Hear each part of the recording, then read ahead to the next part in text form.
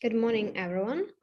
The topic of our today lesson is stress, and I'm completely stressful today for the reason that I have neighbors who are drilling today, but I don't know who are they. The sound is awful, and I can't do anything with it. It's really a stressful situation for me while we are having the webinars. So let's try to find out how to deal with it and what to do. I hope we can find a solution during the lesson. So, talking about 5 agendas for today, it's leading discussion, stress, its nature and evolution, stress resistance, how to make stress your friend, and meditation for stress management. Let's start with the questions. What is stress? How can you understand it just with 1, 2 words? Can you send me in comments? How can you understand the word stress? So stress, it might be nervous. What else? Stressful situation. Maybe it's even depression, yeah. Okay. Do you get stressed easily? For you, how is it happened? When something goes wrong, are you stressed or you are resistant to it? You know how to overcome all these emotions not to get stressed. So if you get stressed easily, send plus. If not, minus. Also, I want you to tell me the circumstances. What circumstances stress you the most? So, for example, for me, it was when I was at school. Yeah, it might be tests or just at university exams. What is the most stressful circumstances for you? At work, it might be just interviews, yeah, and the rest. So as for definitions that Daniil gave to us, when you feel discomfortable, maybe, or depression. Also emotional pressure, yeah, very good. Something not good for mind. Yeah, excellent. So, are you stressed about anything now? Is there anything? What is it and why does it make you feel stressed? So for me, it was drilling.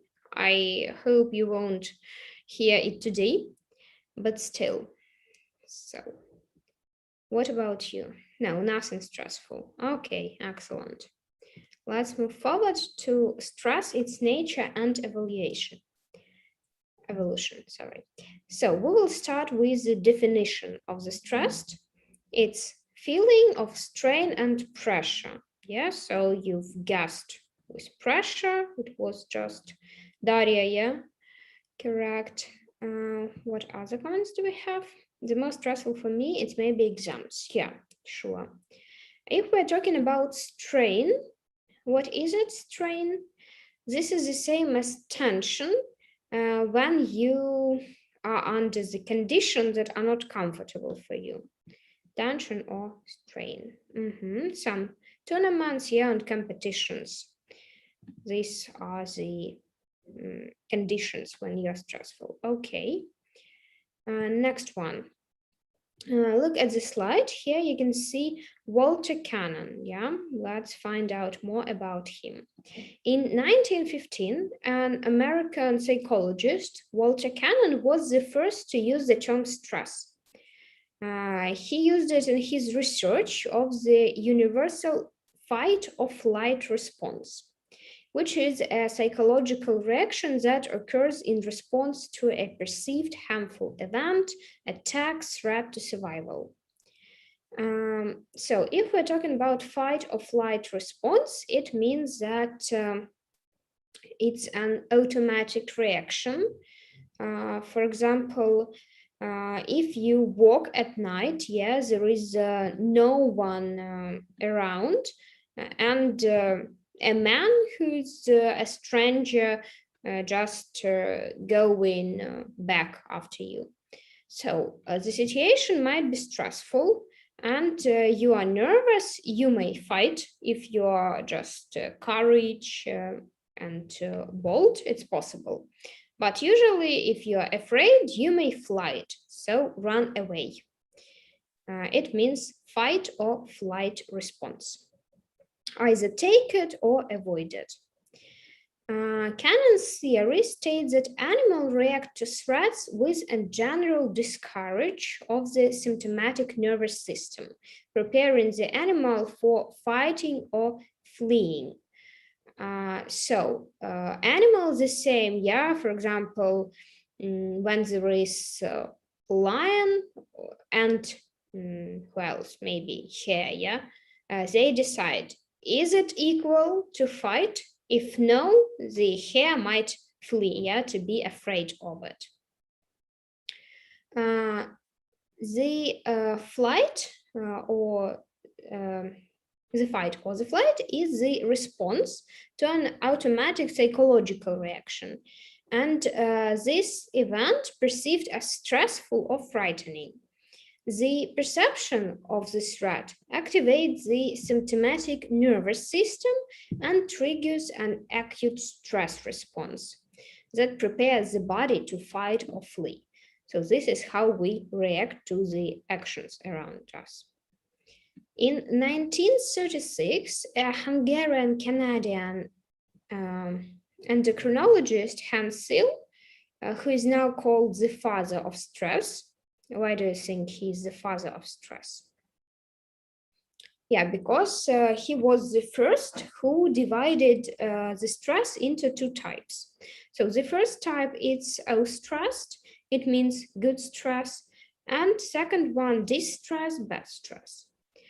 After 40 years of studying stress and the stress adaptation in his book was published in 1976, and Sill came to the following set of conclusions that you might see on the next slide. The first one is stress is the non-specific response of the body to any demand for change.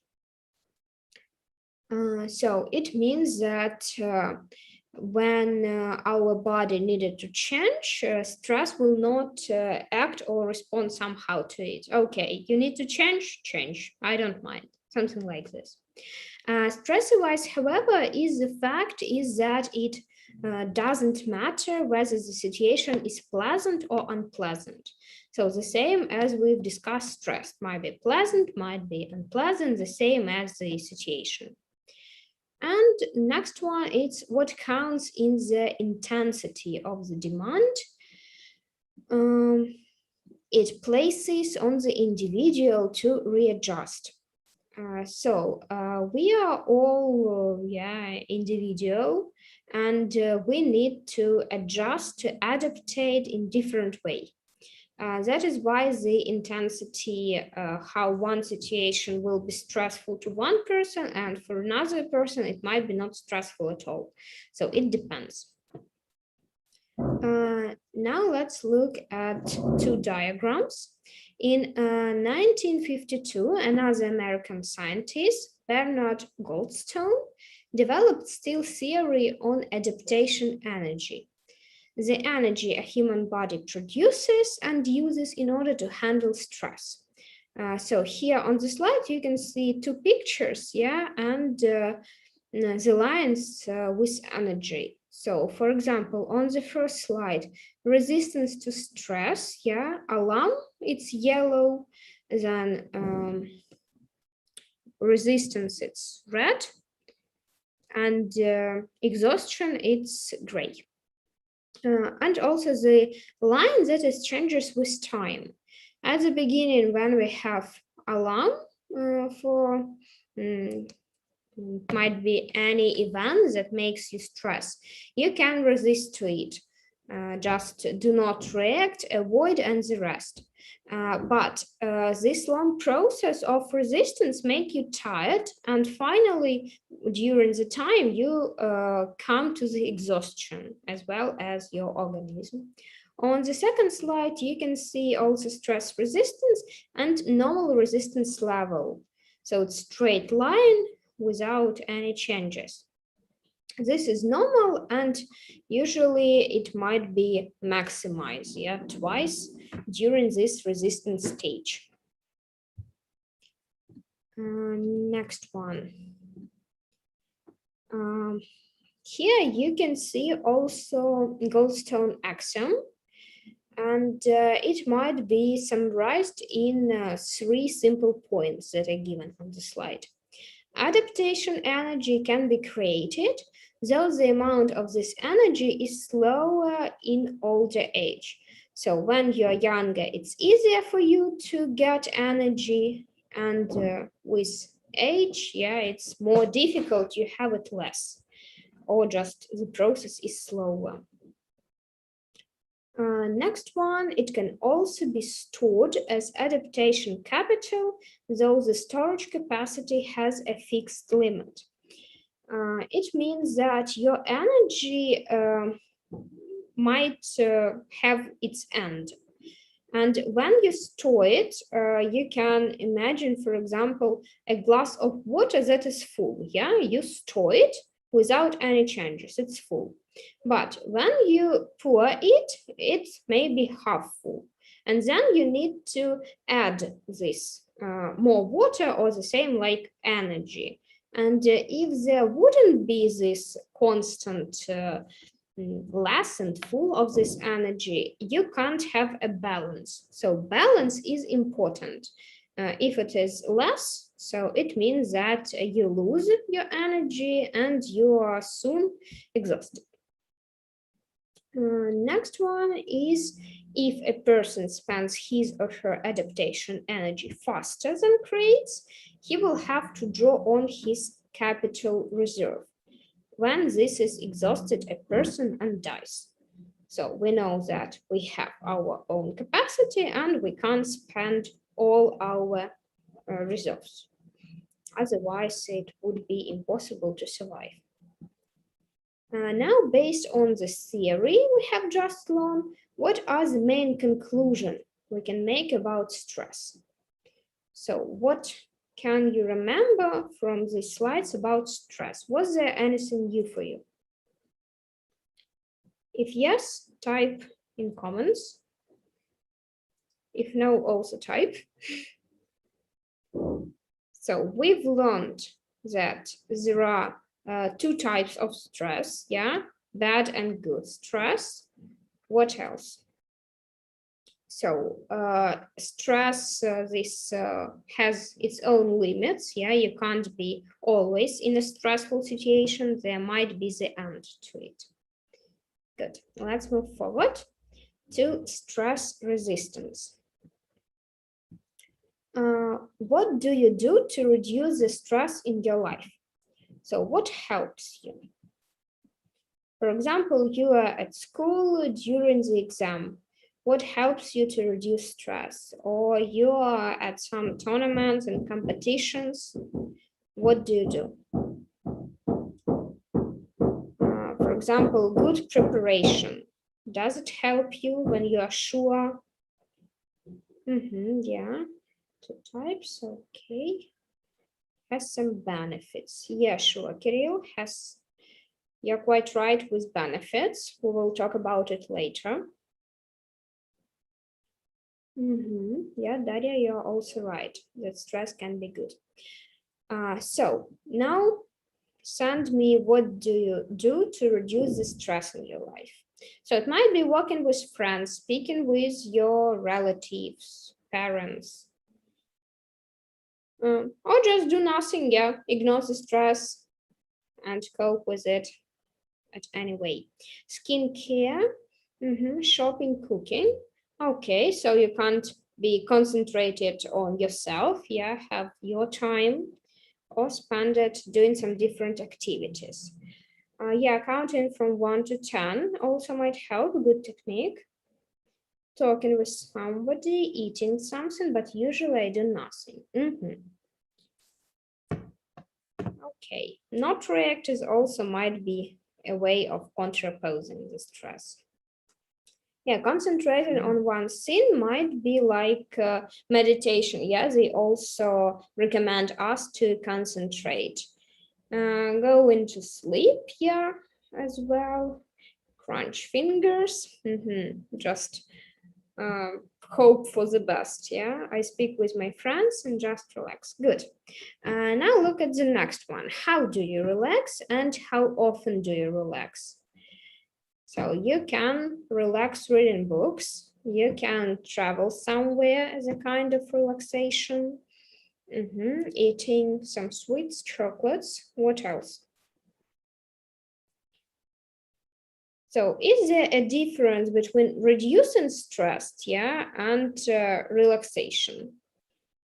I think there is, because you can relax even when you are not stressed, just to have a rest. Mm-hmm. Good. So let's move forward. Go through the following steps to prepare your personal stress-resistant guide to control the level of stress and the intensity of your response to stress. So now we will practice and find out more of what steps we need to reduce the stress. Let's look at step 1. Remember or imagine a typical stressful situation or a day or a period from your life. So for me, for example, it might be drilling with neighbors. This is typical situation that is stressful. What is stressful situation for you? Earlier you wrote exams, competitions, and the rest, yeah? Is there anything else that is stressful? Then you need to tell the response to stress. So how can you describe? It might be ignoring, yeah, not to respond to it. It might be try to ask someone, yeah, to change their actions or what they do. What else? So if it's a competition, you are stressful, how do you react to it? You may jump, yeah, you may run, think about it all the time before the competition and worry about the win, yeah, how to get the prize. If it's exams, you may think all the time about the mark, but do not concentrate on the task itself. Not to do what you can, but just maybe even give up, despite the fact that you know it, but you just worried or stressed. And the last point, what makes you understand that you are stressed out? What do you usually do? How do you typically behave in a stressful situation? So how can you understand what is this unpleasant feeling that you are stressed? For example, you may maybe knock at the table, yeah, or do something with your fingers to take this thing in your hands and just play with it in a way. What else? What other actions show that you are stressed out? You can, I think, what to do. Worried about the results. What else can you help you? When you are stressed, how do you show it? Is there anything? So some people bite their fingers or something like this, nails. Others might just knock with their leg. So different people show they're stressed in different way, but we know, yeah, when we are stressed before the speech that we should give, and because there are a lot of people around us, so it's not comfortable. Good. So next one. Here you might see 15 activities, yeah, and you need to decide either it's feeling or action. Don't forget to type the number. Number 1, I'm getting angry. Getting angry, is it feeling or action? So I feel angry. This is feeling. I'm getting angry. It's a process of becoming angry. So this is action. Yeah, I'm feeling angry. Action. I'm getting angry. Action. Number 2, I'm getting easily irritated. Again, the process of becoming irritated. Is it action or feeling? This one is also action. Number 3, I start having a headache. Action or feeling? Start having a headache. So here you might feel this headache, that is feeling. Type in chat number 1, 2, 3, and the rest, and letter A for action, F for feeling. Number 4, I need to take a break. When you understand that you need to take a break, this is feeling, yeah? Number 5, I take a coffee break. So here you already take it, feeling or action. This is action because you already take it. Number 6, I'm trying to find the solution. When you try to do something, it's action. Good. Number 7, yeah. I'm breathing out. How can you understand that you're breathing out? You definitely feel it. This is feeling.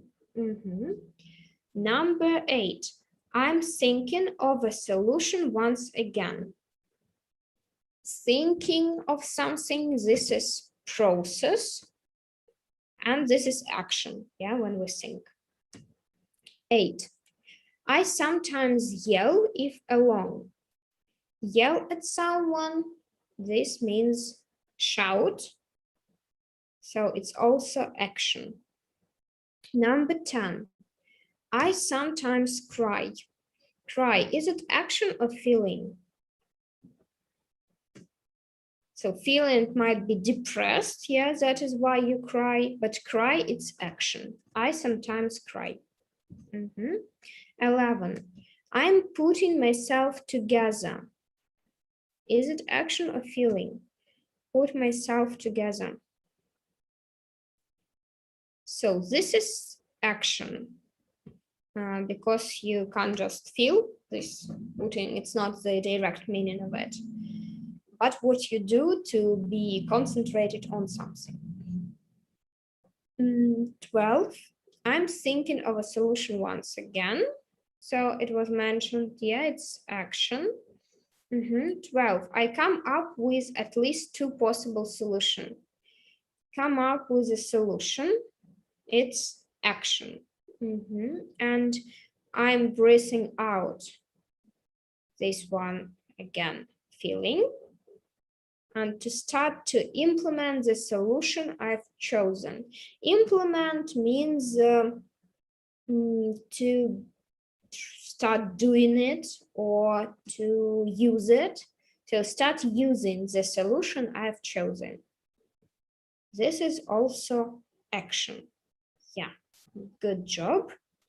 Thanks for your comments. Let's move forward to step 2. What do you usually do to decrease the stress level? Decrease means to make it lower. What do you usually do to decrease the stress level?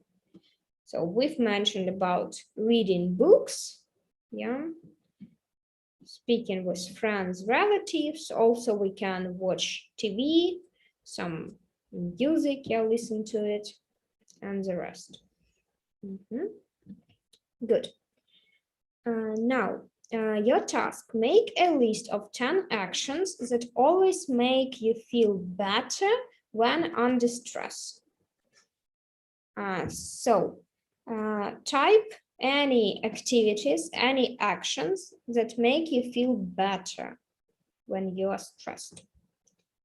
We will move forward, and when we've discussed how to make stress your friend, we will look at your comments. So, how to make stress your friend? Do you agree or disagree with the following statements? There are two statements, yeah, as you can see. When people say they can't handle stress, they mean they can't handle responsibility. How can you understand that? And what does it mean to handle stress? Handle stress, it's to cope with it. You have to stop being worried about anything. They mean they can't handle responsibility. So when you get the task that you need to do, you are responsible for it. So it's on you how to do it. And when you can't do it, you need to share this responsibility, usually with adults. Yeah, your parents responsible for you. They take care of you and they are not stressed because they know that they can handle this responsibility. But when we can't handle something on our own to do it, we usually ask someone who knows it better. It means to divide this responsibility between two people, three people, or a group of people. It doesn't matter. So, do you agree or disagree? When people say they can't handle stress, they mean they can't handle responsibility. So, in fact, yeah, it's true. And second one, stress is the way to progress. How can you understand this? And is it always a way to progress? So usually we know that you are stressed, it may lead to some diseases, yeah, to bad health. And how can it be treated as progress? For example, if you prepare for the exam, you know that you are under the stressful conditions. You need to learn something, a huge material, yeah, big volume of it. And you do it better because you are active at this time and you try to remember as more information as possible. So definitely it's the progress at your subject on which you are working. So do you agree with the second one? Stress is the way to progress. It can be. So not always, yeah, but it's possible. Good. So I promised you to turn back to the activities, yeah? Make a list of 10 actions that make you feel better. Let's look what helps you. Sleeping, relaxing, playing football with friends. So some computer games or games outside, yeah, it doesn't matter. Eating, listening to music, thinking about something, to be concentrated on a thing, play with somebody, again, sleeping, listening music, cooking, eating, playing with friends, and talking with family, going for a walk. Good, so all these activities might help us. There are 10 more that Kirill sent us: eating, listening to music, sleeping, playing games, speaking with friends, walking, cooking, doing homework. So homework helps you to feel better when you are stressed, yeah?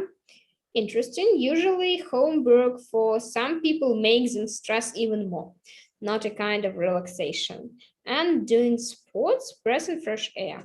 Yeah, excellent. Good, watch TV, catching with friends, chasing. Okay, and playing the piano. Good, hanging out, yeah, having some parties, everything. So in general, you have some similar ideas, similar actions that you might do. Good, now let's look at some more. First of all, we will discuss about Kelly McGonigal. You can see her picture on the slide. She is a health psychologist and a lecturer at Stanford University.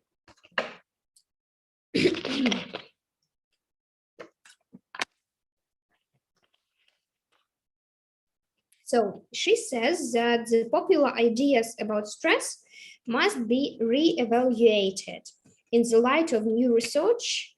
So it means that previous ideas that we looked are also good, but she decided to suggest her own way how to deal with the stress. So maybe someone was wrong about it. So she made her research on how the beliefs held about stress. So what do you believe in? How it influence on the level of stress. And such a thinking of stress as bad can affect also our health. According to McGonagall, the old understanding of stress as an unhelpful relic of our animal instinct is being replaced by the understanding that stress actually makes us socially smart. And it's what allows us to be fully human. So this is close to the quotation that we've discussed under number 2, yeah, when you say that it's not always as for the progress. So if we're talking about animals, yeah, who are in stress, there is no evolution in it. So they're each time stressed, and not all of them just know how to deal with the situation. But for people, it works in a little bit another way. We will watch a TED Talk together where McGonagall proves that stress is the most powerful energy source and the best possible mechanism of adaptation to the hardest condition. I would ask you to comment about your approach. So, what do you think about this new approach? First, you look, and then we will discuss.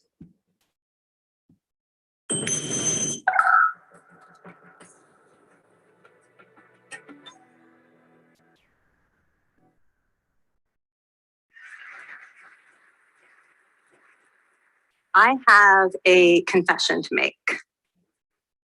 But first, I want you to make a little confession to me. In the past year, I want you to just raise your hand if you've experienced relatively little stress. Anyone? How about a moderate amount of stress? Who's experienced a lot of stress? Yeah, me too. But that is not my confession. My confession is this: I am a health psychologist, and my mission is to help people be happier and healthier. But I fear that something I've been teaching for the last 10 years is doing more harm than good, and it has to do with stress. For years, I've been telling people stress makes you sick. It increases the risk of everything from the common cold to cardiovascular disease. Basically, I've turned stress into the enemy. But I've changed my mind about stress. And today, I want to change yours. Let me start with the study that made me rethink my whole approach to stress. This study tracked 30,000 adults in the United States for 8 years. And they started by asking people, how much stress have you experienced in the last year? They also asked, do you believe that stress is harmful for your health? And then they used public death records to find out who died. Okay, some bad news first. People who experienced a lot of stress in the previous year had a 43% increased risk of dying. But that was only true for the people who also believed that stress is harmful for your health. People who experienced a lot of stress but did not view stress as harmful were no more likely to die. In fact, they had the lowest risk of dying of anyone in the study, including people who had relatively little stress. Now, the researchers estimated that over the 8 years they were tracking deaths, 182,000 Americans died prematurely, not from stress, but from the belief that stress is bad for you. That is over 20,000 deaths a year. Now, if that estimate is correct, that would make believing stress is bad for you the 15th largest cause of death in the United States last year, killing more people than skin cancer, HIV, AIDS, and homicide. You can see why this study freaked me out. Here I've been spending so much energy telling people stress is bad for your health.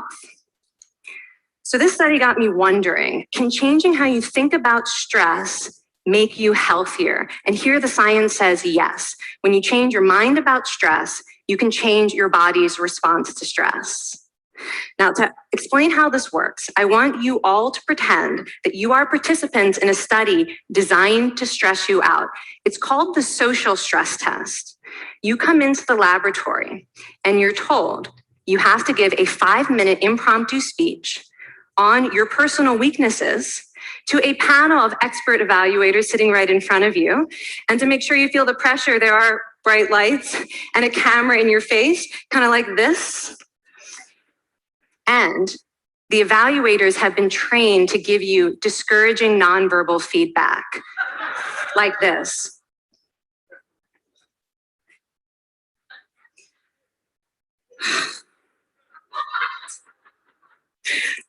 Now that you're sufficiently demoralized, time for part 2, a math test. And unbeknownst to you, the experimenter has been trained to harass you during it. Now, we're gonna all do this together. It's gonna be fun for me. Okay. I want you all to count backwards from 996 in increments of 7. You're gonna do this out loud as fast as you can, starting with 996. Go. Go faster. Faster, please. You're going too slow. Stop, stop, stop, stop. That guy made a mistake. We're gonna have to start all over again. You're not very good at this, are you? Okay, so you get the idea. Now, if you were actually in this study, you'd probably be a little stressed out. Your heart might be pounding, you might be breathing faster, maybe breaking out into a sweat. And normally we interpret these physical changes as anxiety or signs that we aren't coping very well with the pressure. But what if you viewed them instead as signs that your body was energized, was preparing you to meet this challenge? Now, that is exactly what participants were told in a study conducted at Harvard University.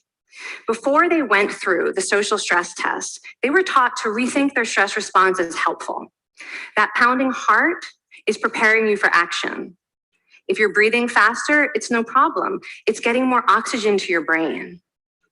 And participants who learned to view the stress response as helpful for their performance, well, they were less stressed out, less anxious, more confident. But the most fascinating finding to me was how their physical stress response changed. Now, in a typical stress response, your heart rate goes up and your blood vessels constrict like this. And this is one of the reasons that chronic stress is sometimes associated with cardiovascular disease. It's not really healthy to be in this state all the time. But in the study, when participants viewed their stress response as helpful, their blood vessels stayed relaxed like this. Their heart was still pounding, but this is a much healthier cardiovascular profile. It actually looks a lot like what happens in moments of joy and courage. Over a lifetime of stressful experiences, this one biological change could be the difference between a stress-induced heart attack at age 50 and living well into your 90s. And this is really what the new science of stress reveals, that how you think about stress matters. So my goal as a health psychologist has changed. I no longer want to get rid of your stress. I want to make you better at stress. And we just did a little intervention. If you raised your hand and said you'd had a lot of stress in the last year, we could have saved your life.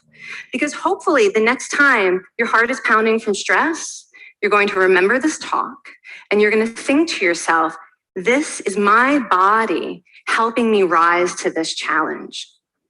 And when you view stress in that way, your body believes you and your stress response becomes healthier. I mean, this is kind of amazing what you're telling us. It seems amazing to me that a belief about stress can make so much difference to someone's life expectancy. How would that extend to advice? Like if someone's making a lifestyle choice between, say, a stressful job and a non-stressful job, does it matter that which way they go, that it's equally wise to go for the stressful job so long as you believe that you can handle it in some sense? Yeah, and one thing we know for certain is that chasing meaning is better for your health than trying to avoid discomfort. And so I would say that's really the best way to make decisions, is go after what it is that creates meaning in your life and then trust yourself to handle the stress that follows. Thank you so much, Kelly. Thank you. That's really cool.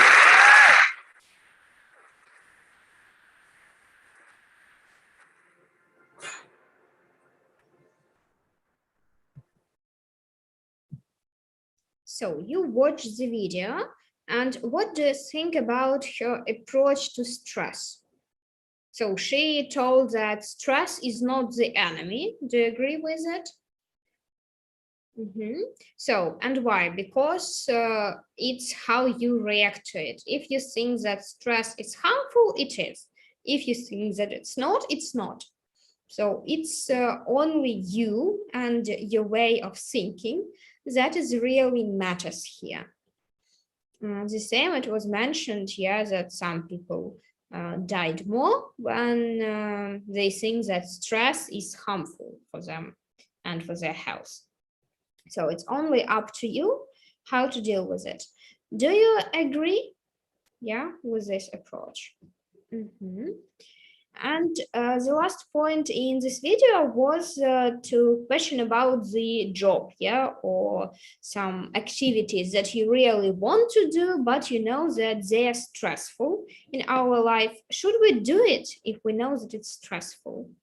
So she recommends that, yes, we should try if it's important for us, if we really want, no matter is it stressful or not, because if you just try to avoid not to do it, it means that you will be stressed and thinking all the time that I wanted to do it, but I didn't, and you will regret.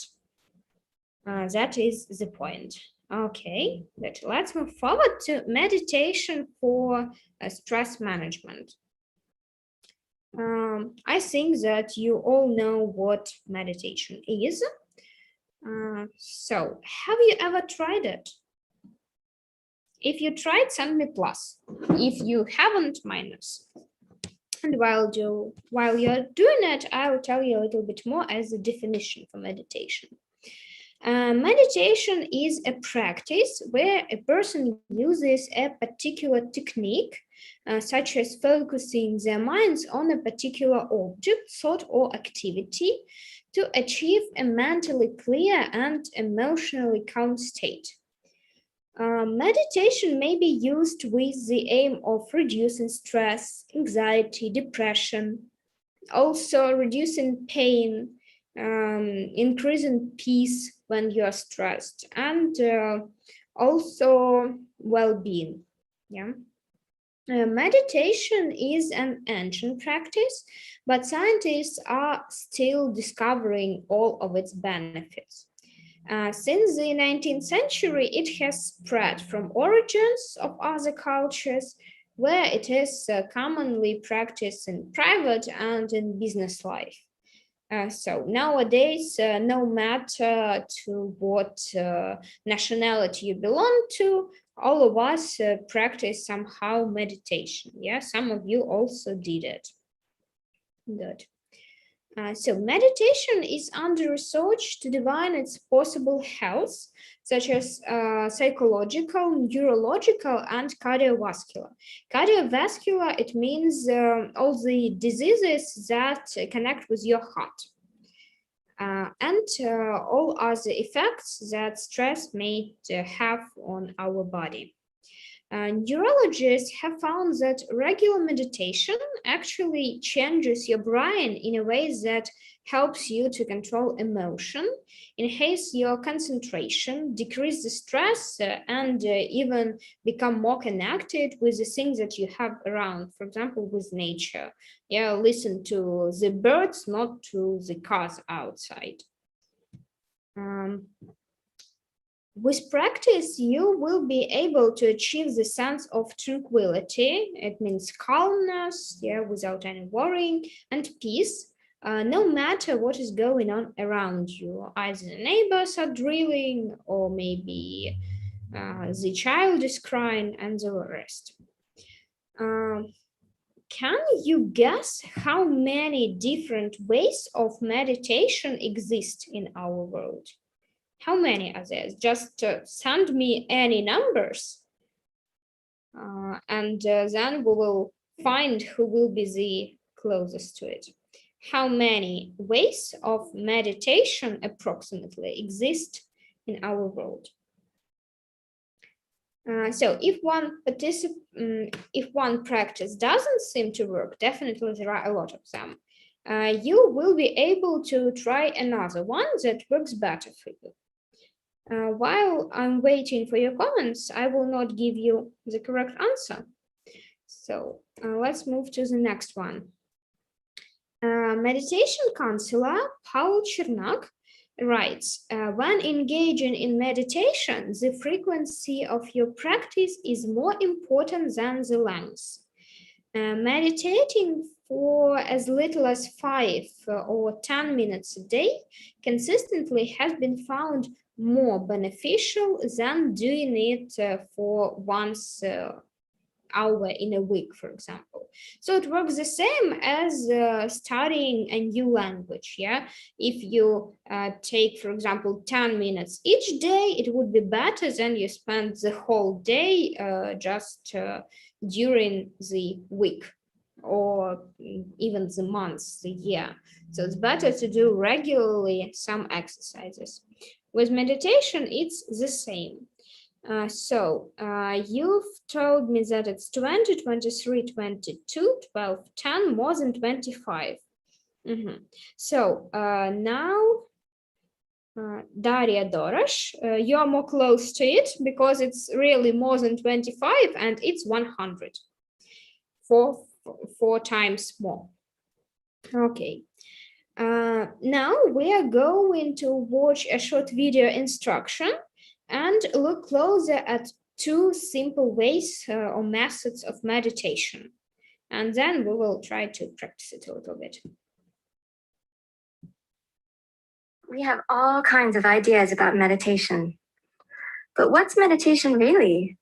And why bother? Well, for one thing, meditation has many benefits. Scientific research has shown that it can actually increase your happiness and your well-being. It can improve your concentration. It can help with depression and anxiety. It can even boost your body's immune system and reduce high blood pressure. But on a deeper level, meditation is really a process of getting to know your own mind. It's a way of coming to understand and work with your mind so you can get the best out of it. Meditation is not about sitting in a blank state without thinking of anything at all. It's not about blissing out in a state of peace and openness. And it's not about struggling against your thoughts and emotions, blocking them, or trying to make them go away. The actual practice of meditation is really very simple. All you have to do is sit upright in a comfortable and relaxed position. You leave your eyes open and allow your gaze to be relaxed and natural. Then simply relax your mind. Allow your mind to be just as it is. Open, spacious, calm, and yet completely aware.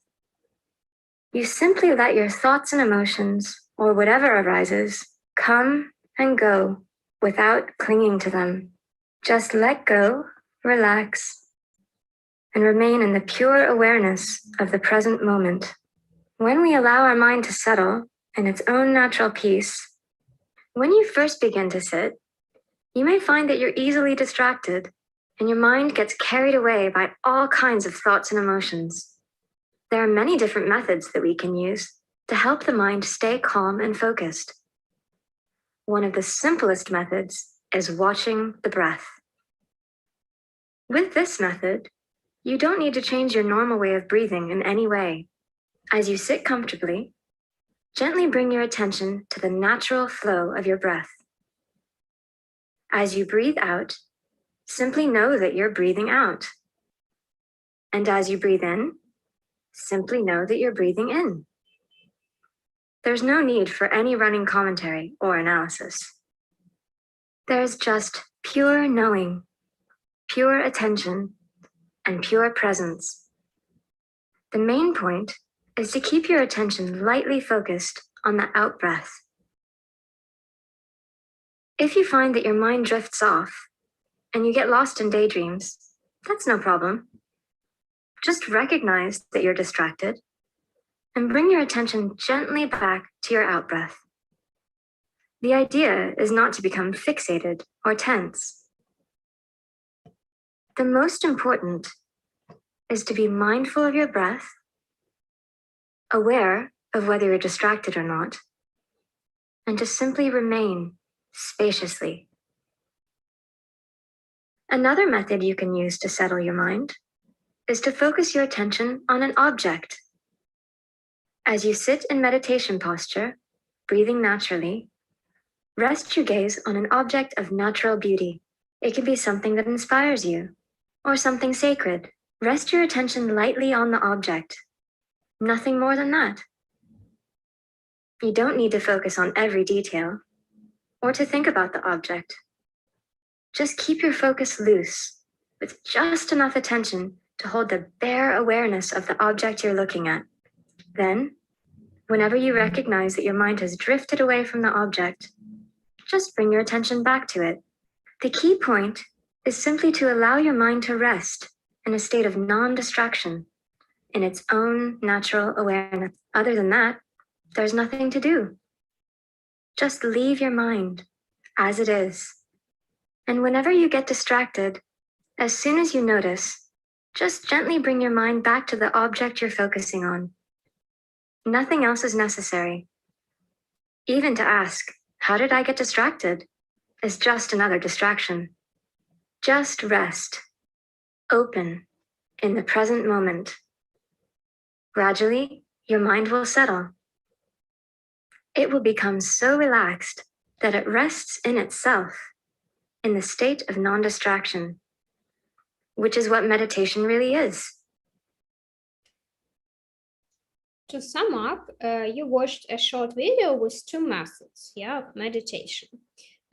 Which one do you think that's the most suitable for you, the first or the second one? The first, it was when you do not concentrate on anything. It just all the ideas that come to your mind and you let them go. They come and went away.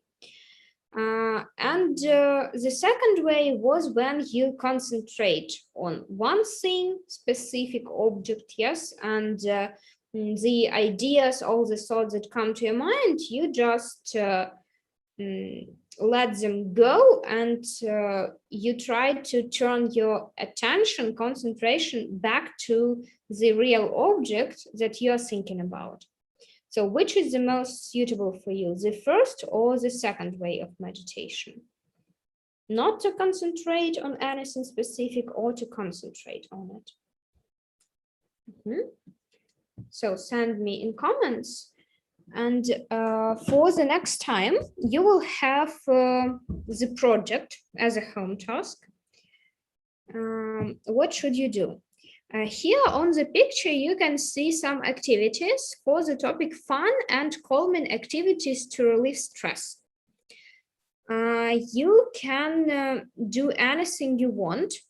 So it might be a picture, it might be a video, just poster, no matter what it is. You can draw it, find some photos in the internet and make it like a kind of presentation. So it's up to you. It shouldn't be big, so one page is enough. Or if it's a video, you can take anything and do it a kind of experiment for it. So find the things that really helps you to relieve stress, to distract you. So it might be meditation or like a bubble, that bounce. You can make a video of bouncing bubbles, but first of all, you should know how to do it. And it might be a kind of relaxation, relieving the stress. So it's something for you. And you need to send it to the link that I'll share with you here in chat, in comments.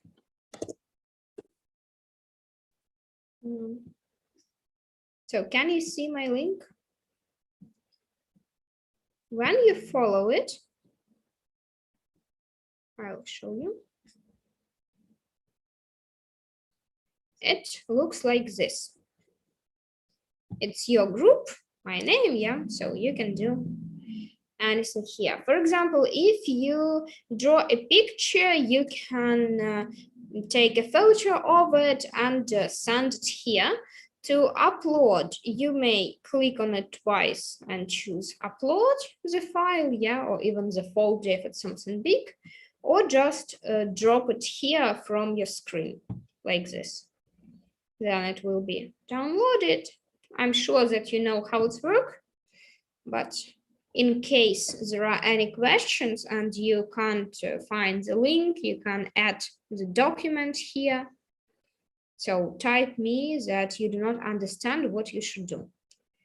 Try to open this link to make sure that it works and find out either there is a picture that I sent and upload here or not.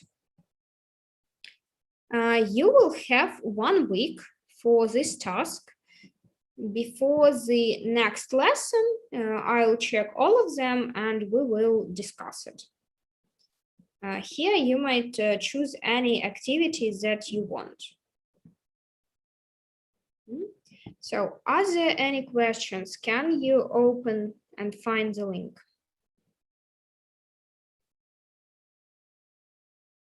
If there are no questions, please send me plus.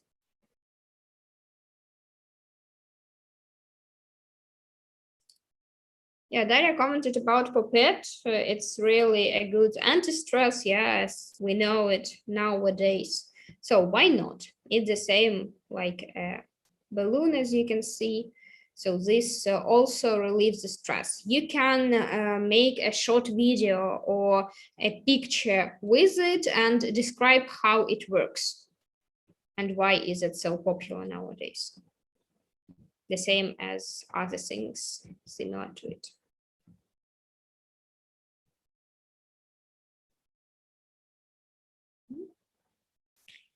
So yeah, also slime, good. So all the things are connected with our hands, yeah, how we take these things, bubble them, or clench them. So you found the link, yeah. If you need, I'll also send this link privately to each of you in general chat. So you will find it there as well. Now let's look closer what we've discussed today. We were talking about the stress, yeah, its nature and evolution. So now we know how we treated stress in the 18th, 19th century and the approach nowadays, that earlier it was something bad that we should avoid.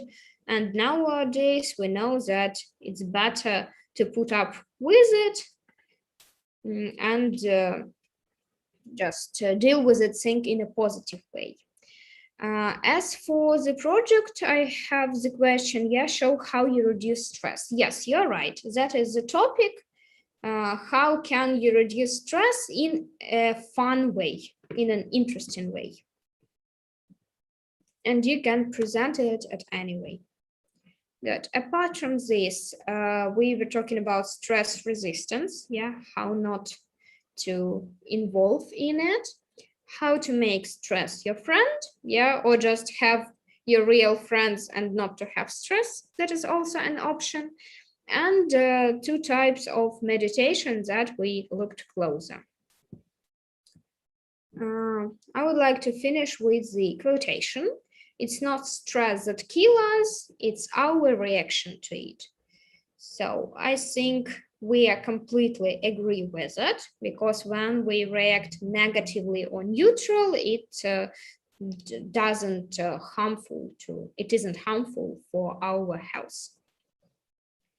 So thank you for participation. Enjoy your holidays and see you next Thursday. Bye-bye.